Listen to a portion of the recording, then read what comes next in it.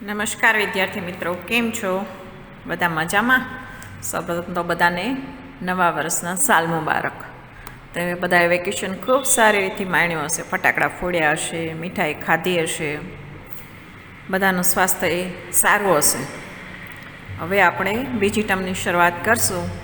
બીજી ટર્મમાં પણ હજી હાલના સંજોગોમાં તમે શાળાએ આવી શકો એમ નથી, તો આપણે વોટ્સઅપના માધ્યમથી જ ભણવું પડશે.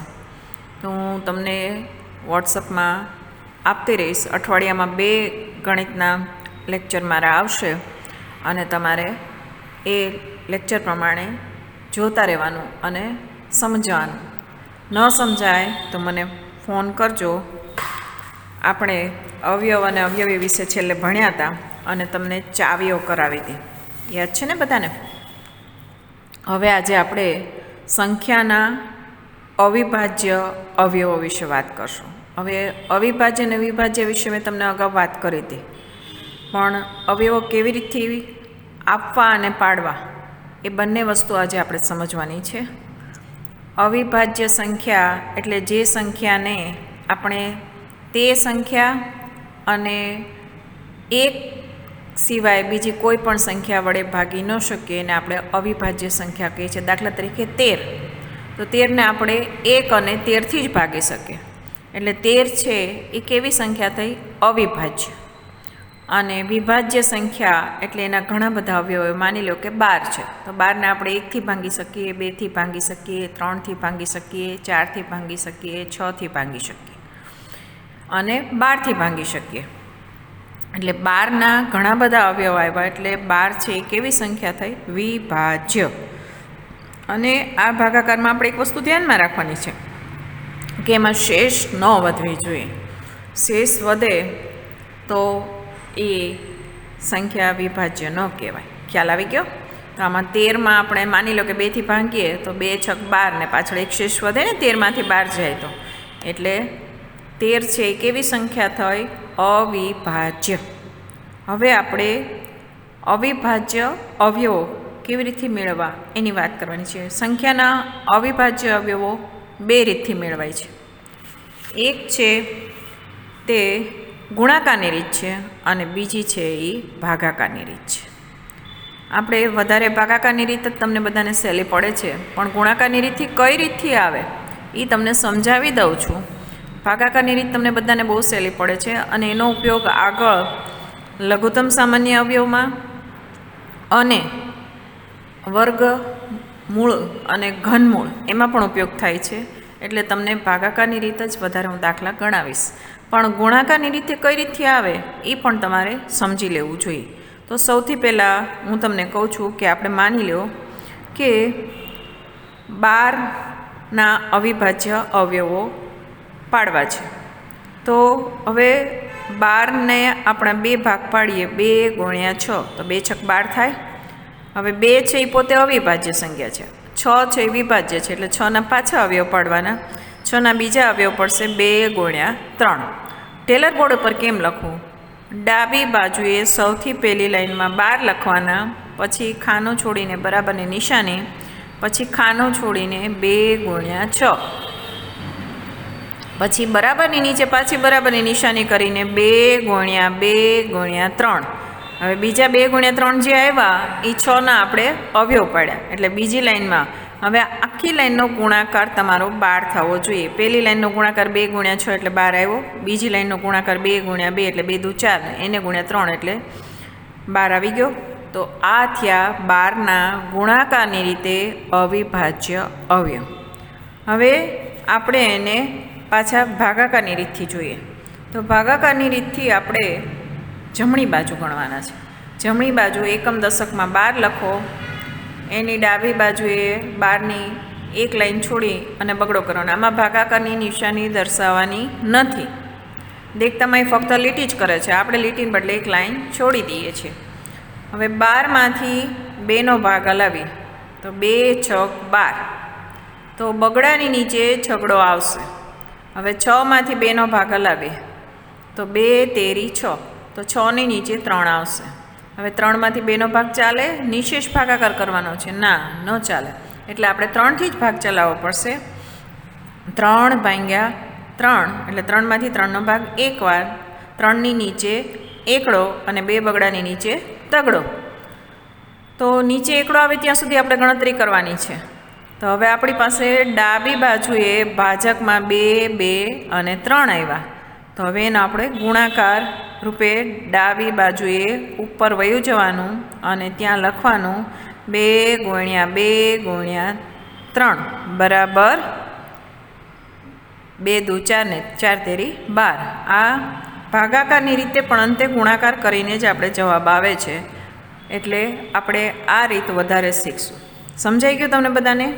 હવે આગળ વાત કરું છું. બીજા ઘણા બધા એક્ઝામ્પલ ગણાવીશ તમને, પણ થોડીક પહેલાં એના વિશે જાણકારી લઈ લઈએ થિયરિટિકલ, અને પછી તમને બીજા દાખલા ગણાવું તો વધારે સરળતાથી તમે સમજી શકશો. સંખ્યાના અવયવો આપો એમ કે એટલે આપેલ સંખ્યાના બધા જ અવયવોની યાદી આપવાની.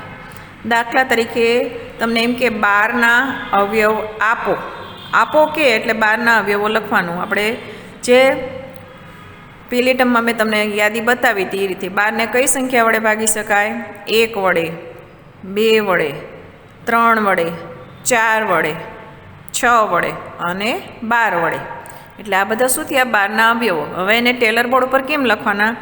સૌથી પહેલાં ડાબી બાજુએ ઉપરના ભાગમાં 12 લખવાના, પછી ખાનો છોડીને બરાબરની નિશાની, પછી ખાનો છોડીને 1, પછી ખાનો છોડીને 2, પછી ખાનો છોડીને 3, પછી ખાનો છોડીને 4, પછી ખાનો છોડીને 6 અને પછી ખાનો છોડીને 12. આ થયા 12ના અવયવો આપો, એટલે કે 12ના અવયવોની યાદી આપે.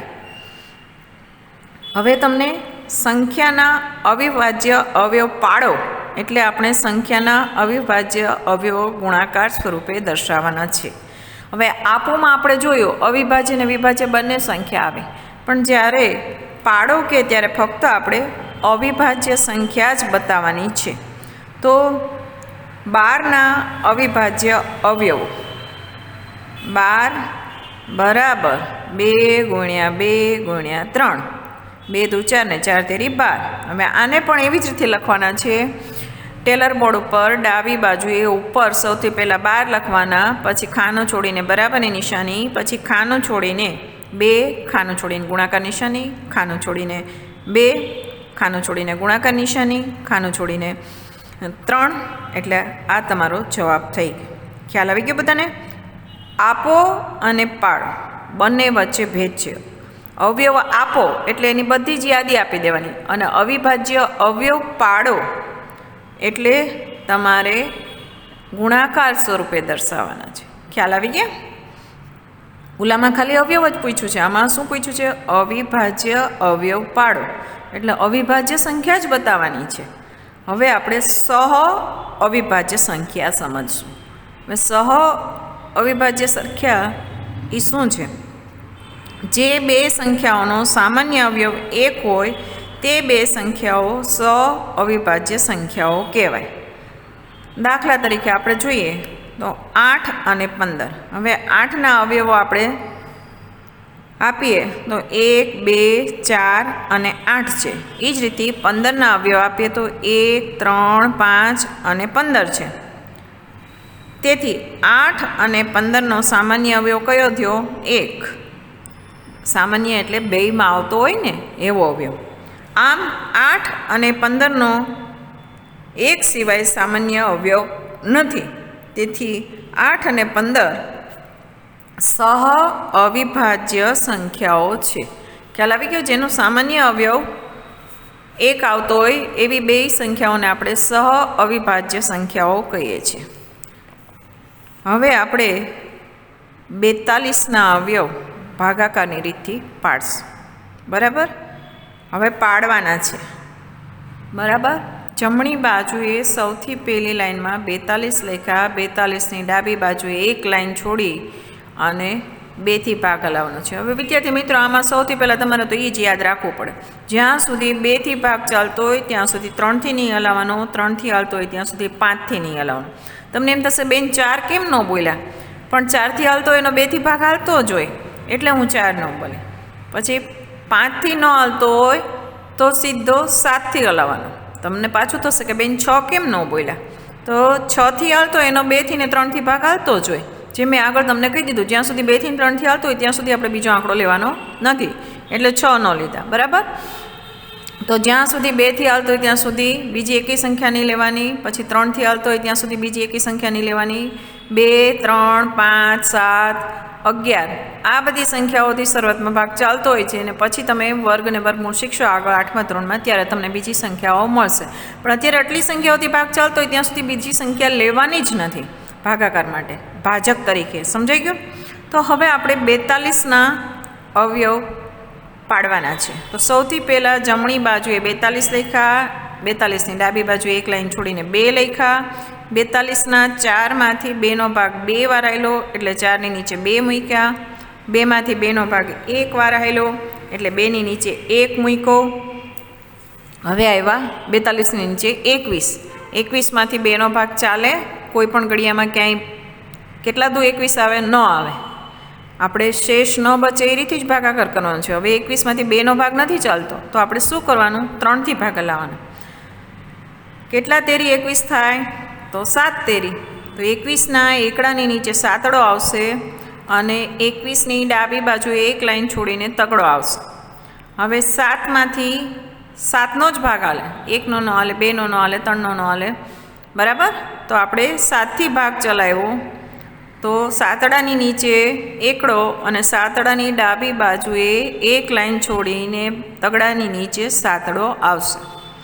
હવે આમ 42ના અવયવ કયા થયા? 2, 3 અને 7. તો પાછું આપણે ડાબી બાજુ ઉપર જતું રહેવાનું. 42 ખાનો છોડીને બરાબર, ખાનો છોડીને 2 ગુણ્યા 3 ગુણ્યા 7 થઈ ગયા. પાછળથી ગુણાકાર હંમેશા કરવાનો, એટલે ઝડપથી થઈ શકે. 7 તેરી 21 ને 21 દુ 42. તમને જેમ આગળ આવતા જઈએ એમ નાના નાના અવયવ આવતા જાય, એટલે તમને ઘડીઓ બોલવો સરળ રહે. આગળથી બોલીએ તો 2 તેરી 6 ને 6 સત્તા 42 કરવું પડે. હવે અત્યારે તો નાનો આંકડો હતો એટલે તમને યાદ આવે, પણ ઘણા બધા આંકડા હોય ત્યારે તમને તકલીફ પડે, એટલે હંમેશા પાછળથી ગુણાકાર કરો તો તમને સરળ રહે. હવે તમને 42ના અવિભાજ્ય અવયવ ખબર પડી ગઈ. હવે આપણે બીજી એક એક્ઝામ્પલ લેશું, જે છે 96. 96ના આપણે અવયવ પાડવા છે. તો 96 ભાગ્યા 2, 9માંથી 2નો ભાગ 4 વાર, 9માંથી 2 ચોક 8 ગયા, એટલે 1 વધ્યો, બાજુમાં છે છગડો થાય 16. 16માંથી 2નો ભાગ 8 વાર, એટલે ચોગડાની બાજુમાં આઠડો. પછી 48માં પાછો એકમમાં આઠડો જ આવ્યો, એટલે આપણે 2થી ભાગ ચલાવશું. 4માંથી 2નો ભાગ 2 વાર અને 8માંથી 4 વાર. અને 48ની ડાબી બાજુ એક ખાનો છોડીને 2 લખવાના,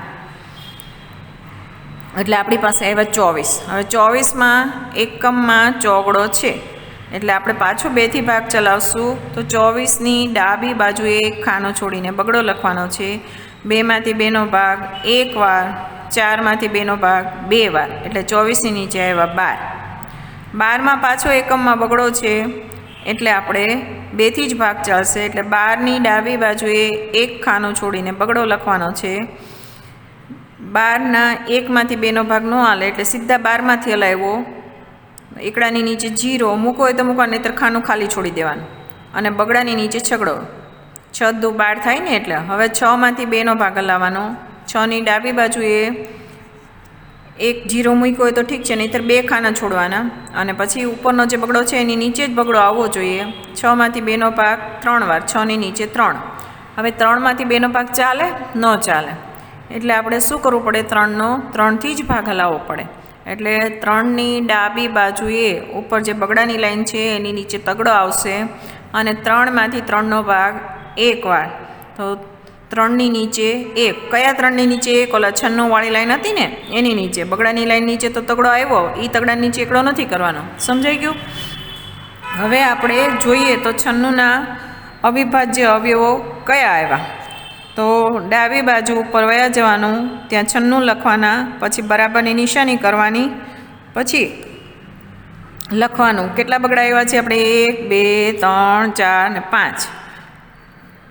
5 બગડા અને 1 તગડો એનો ગુણાકાર કરવાનો છે. તો 2 પછી ખાનો છોડીને ગુણાકાર નિશાની, પછી ખાનો છોડીને બગડો, પછી ખાનો છોડીને ગુણાકાર નિશાની, પછી ખાનો છોડીને બગડો, પછી ખાનો છોડીને ગુણાકાર નિશાની, પછી ખાનો છોડીને બગડો, પછી ખાનો છોડીને ગુણાકાર નિશાની, પછી ખાનો છોડીને બગડો, પછી ખાનો છોડીને ગુણાકાર નિશાની, પછી ખાનો છોડીને તગડો.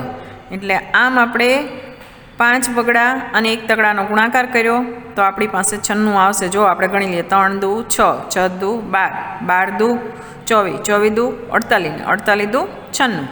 આ થયા એના અવિભાજ્ય અવયવો. જો તમે આમાં બગડા છે એ બધા અવિભાજ્ય છે, તગડો છે એ અવિભાજ્ય છે, એટલે બધા શું થયા? અવિભાજ્ય સંખ્યા આપણી પાસે આવી ગઈ. હવે તમને એક બીજી વાત કરું કે સામાન્ય અવયવ. સામાન્ય અવયવ કોને કહેવાય? સામાન્ય અવયવ એટલે આપેલી બધી સંખ્યાઓના સમાન અવયવ.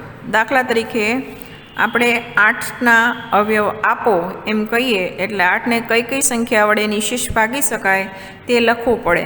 તો 8ને 1 વડે ભાગી શકાય, 2 વડે ભાગી શકાય, 3 વડે ભાગી શકાય નહીં, 4 વડે ભાગી શકાય, પછી 5 વડે ભગાય નહીં, 6 વડે ભંગાય નહીં, 7 વડે ભંગાય નહીં, પછી 8 વડે ભંગાય હા એટલે 8. એટલે 8ના અવયવો કયા આવ્યા?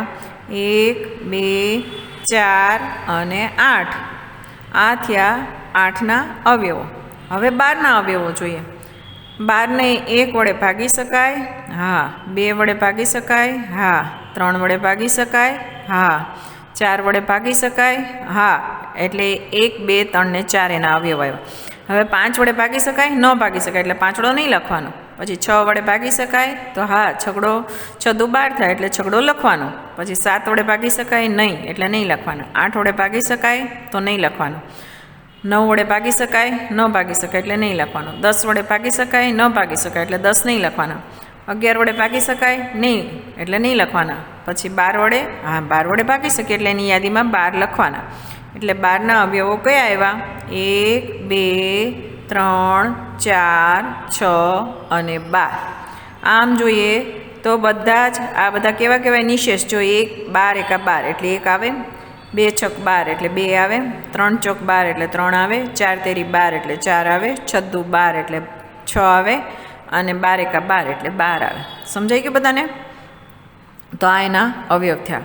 હવે આ બંનેમાં આપણે સામાન્ય અવયવ શોધવાના છે. તો જો બેયમાં 1 છે, 8ના અવયવમાં 1 આવ્યો હતો અને આમાં 1 આવ્યો. પછી 8ના અવયવમાં 2 આવે અને 12ના અવયવમાં 2 આવે. 2 વડે 8 નહીં ભાંગી શકીએ અને 12 નહીં ભાંગી શકીએ. પછી 12માં 3 છે પણ 8માં 3 નથી એટલે 3 છે એ સામાન્ય અવયવ નથી. પણ 8માંય 4 છે અને 12માંય 4 છે એટલે 4 છે એ સામાન્ય અવયવ છે. પછી 6 છે એ નથી, 8 છે એ નથી ને 12 એ નથી. તો 8 અને 12ના સામાન્ય અવયવ કયા થયા? 1, 2 અને 4. આ શું કહેવાય? સામાન્ય અવયવ. સમજાણું? હવે આવી રીતથી આપણે કોઈ પણ બે સંખ્યાના સામાન્ય અવયવ શોધવા હોય તો તમને હજી એક ઉદાહરણ ગણાવું છું.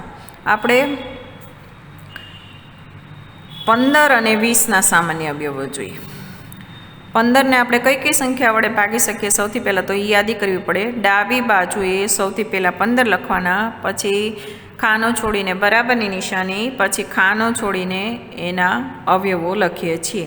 1 વડે ભાગી શકાય? હા, 1 વડે તો દરેક સંખ્યાને ભાગી શકીએ એટલે 1 તો લખવાનો જ. પછી 2 વડે ભાગી શકાય? નહીં એટલે 2 નથી લખતા.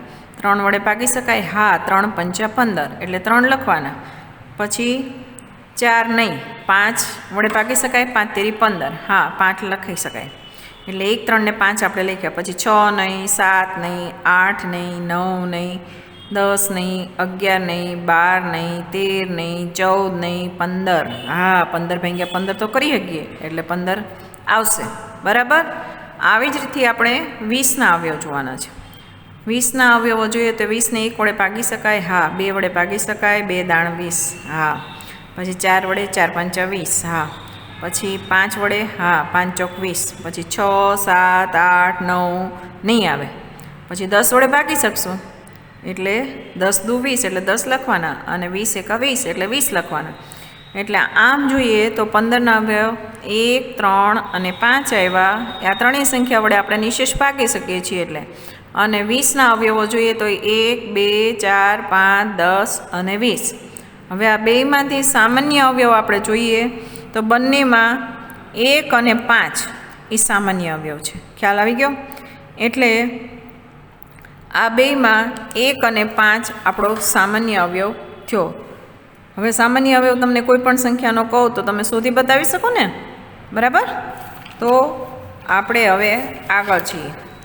ગુરુત્તમ સામાન્ય અવયવ, એને ઇંગ્લિશમાં કહે છે હાઈએસ્ટ કોમન ફેક્ટર. હાઈએસ્ટ એટલે ગુરુત્તમ.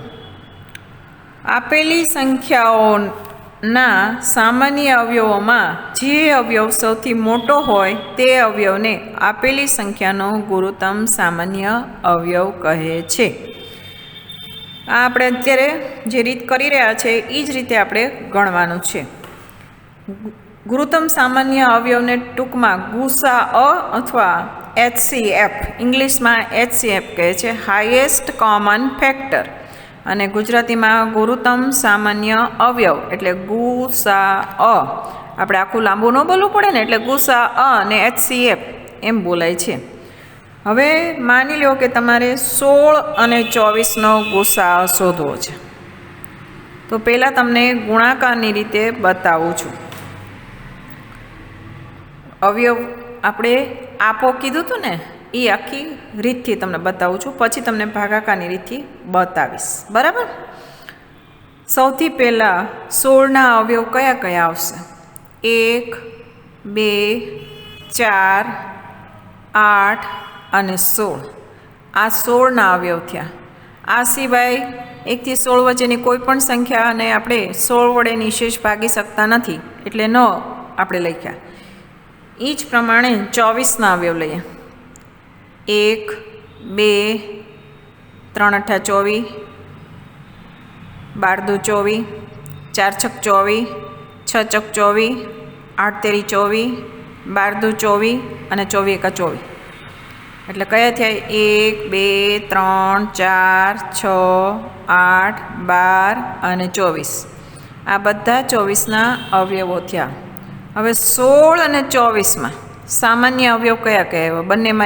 બંનેને આપણે 1 વડે નિશેષ ભાગી શકીએ છીએ એટલે 1, 2 વડે નિશેષ ભાગી શકીએ છીએ એટલે 2, 4 વડે ભાગી શકીએ છીએ એટલે 4, ચોકે ચોકે 16 ને 4 અઠા 4 તેરી 8 તેરી 24. ખ્યાલ આવી ગયો? હવે આપણે જોઈએ કે એમાં સામાન્ય અવયવ કયો છે. 8 તેરી 24 અને 8 દુ 16, એટલે 8 છે એ સામાન્ય છે, બરાબર? પછી 4 છે ચોકે ચોકે 16 અને 4 છક 24 એટલે 4 છે. 2 અઠા 16 અને 12 દુ 24 એટલે 2 સામાન્ય અવયવ છે. અને એક તો દરેકનો સામાન્ય અવયવ હોય ને હોય જ. એટલે 1, 2, 4 અને 8 એ સામાન્ય અવયવ આવ્યા. હવે આમાં સૌથી મોટો આંકડો કયો છે? 1, 2, 4 ને 8માં તો 8. તેથી 16 અને 24નો ગુરુત્તમ સામાન્ય અવયવ 8 છે. આપેલી સંખ્યાઓના અવયવોમાં જે મોટો અવયવ હોય તેને આપેલી સંખ્યાનો ગુરુત્તમ સામાન્ય અવયવ કહેવાય, HCF. એટલે આપેલી સંખ્યા 16 અને 24 છે, એનો ગુસા કયો આવ્યો? 8. સમજાઈ ગયું? આપેલી સંખ્યાઓના ગુરુત્તમ સામાન્ય અવયવ ગમે તે એક રીતે અવિભાજ્ય અવયવ મેળવીને પણ શોધી શકાય છે. 2 કે તેથી વધુ પરસ્પર અવિભાજ્ય સંખ્યાઓનો ગુરુત્તમ સામાન્ય અવયવ એક જ મળે. માની લો કે 2 અવિભાજ્ય સંખ્યા હું લઉં છું, 13 અને 11. હવે 13ને આપણે કઈ કઈ સંખ્યા વડે ભાગી શકીએ? 13 અવિભાજ્ય સંખ્યા છે, એક જ વડે ભાગી શકાય ને. હવે એ જ પ્રમાણે 11ને પણ આપણે એક જ વડે ભાગી શકીએ, એટલે એનો ગુરુત્તમ સામાન્ય અવયવ એક જ મળે. કારણ કે મોટો કયો કે નાનો કયો બધું કયો એક જ છે ને, એટલે ગુરુત્તમ સામાન્ય અવયવ એક થયો. હવે દરેક સંખ્યાનો સૌથી નાનો અવયવ 1 છે, તેથી 2 કે તેથી વધુ સંખ્યાઓ માટે સૌથી નાનો સામાન્ય અવયવ એક જ થાય. હવે દરેકમાં આપણે 1 આવે જ છે, તેથી સૌથી નાનામાં નાનો આંકડો 1 છે. એટલે કોઈ પણ સંખ્યાના અવયવ પાડીએ તો સૌથી નાનામાં નાનો અવયવ 1 જ આવે. માની લો કે આપણે 8 ના પાડ્યા અને 6 ના પાડ્યા, તો 6 ના કયા અવયવ આવે? 1, 2, 3 અને 6. એ જ પ્રમાણે 8 ના પાડ્યા તો 1, 2, 4 અને 8. હવે બંનેમાં 1 આવ્યો ને સૌથી નાનો, એટલે 1 છે એ દરેક સંખ્યાનો સૌથી નાનામાં નાનો સામાન્ય અવયવ છે. ગુરુત્તમ સામાન્ય અવયવ એ એવી મોટામાં મોટી સંખ્યા છે કે જેના વડે આપેલી સંખ્યાઓને નિશેષ ભાગી શકાય છે. આપણે હમણાં 16 અને 24ના અવયવ જોયા, એનો ગુરુત્તમ સામાન્ય અવયવ 8 આવ્યો. હવે 8 એવી સંખ્યા છે કે જે બંને સંખ્યાને મોટામાં મોટી એવી સંખ્યા છે કે જે બંને સંખ્યાને આપણે નિશેષ ભાંગી શકીએ. 8 વડે 16ને ભાંગી શકીએ અને 24ને ભાંગી શકીએ. એટલે આ એનું ઉદાહરણ હતું. હવે ગુરુત્તમ સામાન્ય અવયવ એ આપેલી સંખ્યાઓમાંની સૌથી નાની સંખ્યા જેટલો અથવા તેનાથી પણ નાનો હોય છે. ગુરુત્તમ સામાન્ય અવયવ એ આપેલી સંખ્યાઓમાંની સૌથી નાની સંખ્યા જેટલો અથવા તેનાથી પણ નાનો હોય છે. હવે ગુરુત્તમ સામાન્ય અવયવ 8 છે, બરાબર? તો એ 16 અને 24માં નાનો છે કે નહીં? એટલે સૌથી નાની સંખ્યા જેટલો છે, એટલે આપણે એને આ કહી શકીએ. ગુરુત્તમ સામાન્ય અવયવ એ આપેલી બધી સંખ્યાઓનો મોટામાં મોટો સામાન્ય અવયવ છે. હવે બધા અવયવ આપણે જુદા કરીએ તો 16 અને 24 ના કર્યા હતા તો 1, 2, 4 ને 8 આવ્યા હતા. તો 8 છે એ સૌથી મોટામાં મોટો સામાન્ય અવયવ થયો. એટલે ગુરુત્તમ સામાન્ય અવયવ એ આપેલી સંખ્યાનો સૌથી મોટામાં મોટો સામાન્ય અવયવ છે. સમજાઈ ગયું બધા બાળકોને? તો હવે હું થોડાક પ્રશ્નો આજે જે કરાવ્યું એના પ્રશ્નો લઉં છું અને પછી આપણે આગળ બીજા લેક્ચરમાં લેશું. હવે તમને પ્રશ્ન પૂછીએ છીએ કે કોઈ સંખ્યાના અવિભાજ્ય અવયવ કેટલી રીતે પાડી શકાય? પ્રશ્ન છે મારો, કોઈ પણ સંખ્યાના અવિભાજ્ય અવયવ કેટલી રીતે પાડી શકાય? તો એનો જવાબ છે 2 રીતે, ગુણાકારની રીતે અને ભાગાકારની રીતે. હવે દાખલા તરીકે ગુણાકારની રીતે એક ઉદાહરણ આપું છું. 12. તો 12ના અવિભાજ્ય અવયવ પાડવા હોય તો 2 ગુણ્યા 6, પછી 2 એની નીચેની લાઈનમાં એમને, અને પછી 2 ગુણ્યા 3, 6ના અવયવ પાડી નાખવાના. હવે આને લખવાનું કેવી રીતે તમારા મનમાં પ્રશ્ન થતો હશે. તો સૌથી પહેલાં ડાબી બાજુએ ઉપરના ભાગમાં 12 લખવાના, ખાનો છોડીને બરાબર, પછી ખાનો છોડીને 2 ગુણ્યા 6 એની નીચેની લાઈનમાં બરાબરની નીચે બરાબર નિશાની કરીને 2 ગુણ્યા 2 ગુણ્યા 3. સમજાઈ ગયું? એટલે આખી લાઈનનો ગુણાકાર આપણો 12 જ રહેવો જોઈએ. આ થઈ ગુણાકારની રીત. હવે તમને ભાગાકારની રીત બતાવું છું. જમણી બાજુએ 12 લખો. 12માંથી સૌથી પહેલાં નાની સંખ્યા વડે ભાગ હલાવવાનો હોય. 1 તો અવિભાજ્ય સંખ્યા છે એટલે એ દરેકનો અવયવ હોય જ, એટલે એ નથી લખતા આપણે, પણ 2થી ભાગ ચલાવીએ છીએ. 12માંથી 2નો ભાગ કેટલી વાર ચાલશે? 6 વાર. તો 12ની નીચે 6, બગડાની નીચે છગડો આવશે. હવે 6માંથી હજી 2નો ભાગ આવશે એટલે 6ની ડાબી બાજુએ ખાનું છોડી અને 2 ઓલા ઉપરના બગડાની નીચે જ બગડો આવવો જોઈએ. 6માંથી 2નો ભાગ 3 વાર. હવે 3માંથી 3નો ભાગ હલાવવાનો, 2નો ભાગ નહીં ચાલે એટલે 3માંથી 3નો ભાગ એટલે 2 બગડાની નીચે તગડો આવ્યો, અને જમણી બાજુનો જે 12 હતા એની નીચેનો જે તગડો હતો એની નીચે 1, એટલે આપણો જે ગુણાકાર કરીએ છીએ એનો એ જ આવ્યો 2 ગુણ્યા 2 ગુણ્યા 3. એટલે બંને રીતે આપણે અવિભાજ્ય અવયવ પાડ્યા કહેવાય, ગુણાકારની રીતે અને ભાગાકારની રીતે. સમજાઈ ગયું? હવે બીજો પ્રશ્ન છે, સંખ્યાના અવયવ આપો એટલે શું? જવાબ: સંખ્યાના અવયવ એટલે આપેલ સંખ્યાના બધા જ અવયવની યાદી આપવી. દાખલા તરીકે 8. તો 8ને કઈ કઈ સંખ્યા વડે ભાગી શકીએ છીએ? તો એની યાદી આપી દઈએ.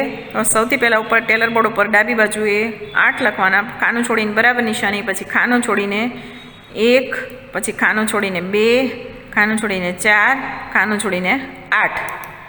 એટલે 8ના અવયવ કયા થયા? 1, 2, 4 અને 8. આ આપણે એને 8ના અવયવ આપ્યા કહેવાય. ખ્યાલ આવી ગયો? બધા જ અવયવોની યાદી આપવાની. આપણે અલ્પવિરામ કરીને આપવાની હોય છે, પણ આપણે ટેલર બોર્ડમાં અલ્પવિરામ નથી કરી શકતા એટલે ખાનું છોડીને લખીએ છીએ. જો બ્રેલમાં લખવું હોય તો ગાણિતીય અલ્પવિરામ યાને કે છઠ્ઠું ટપકું કરીને તમારે લખવા પડે. આઠડો પછી ખાનું છોડીને બરાબર નિશાની, ખક ખાનું છોડીને અણ કરીને 1, ખાનું છોડીને અલ્પવિરામ પછી ખાનું છોડીને 2, પછી ખાનું છોડીને 4, એમ અલ્પવિરામ કરતા જવાનું અને 8 લખવાના છે આ અવયવોની યાદીથી. હવે પ્રશ્ન 3, સંખ્યાના અવિભાજ્ય અવયવ પાડો એટલે શું?